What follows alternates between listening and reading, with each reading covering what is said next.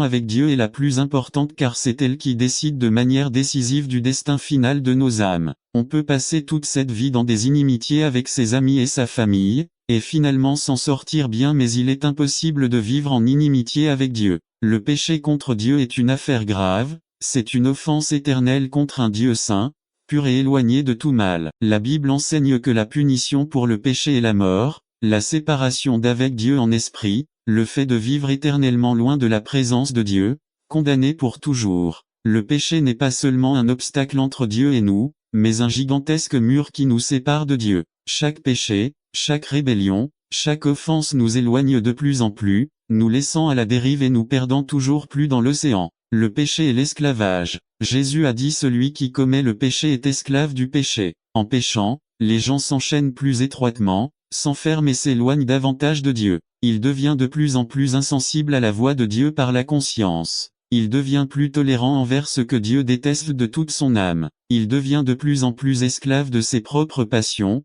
désirs et mensonges. L'œuvre du Christ est donc une bonne nouvelle, le salut des hommes, de tous ceux qui vivent dans le besoin désespéré d'être pardonnés par Dieu, qu'ils ont gravement offensé. Le Christ est venu nous réunir à Dieu, il est venu rétablir la relation originelle que l'homme entretenait avec Dieu dans le jardin d'Éden. Par sa mort, Christ a payé pour l'offense très grave que nous avons commise contre Dieu. Sur la croix, Jésus a subi la colère d'un Dieu qui ne tolère pas le moindre péché. N'attendez pas qu'il soit trop tard. Devenez membre de la chaîne Today et bénéficiez de réconfort et de soutien dans les moments difficiles. Cliquez sur le lien dans la description de la vidéo. Mardi 9 avril 2024, page 2. Jésus a souffert et est mort d'une mort horrible en raison de la gravité de ma relation avec Dieu. La Bible enseigne qu'en tant que peuple, nous avons été créés pour comprendre et donner un sens à la vie selon la lumière de la parole de Dieu. Il dit que nous avons été créés pour refléter son caractère. Il dit que nous avons été créés pour l'honorer,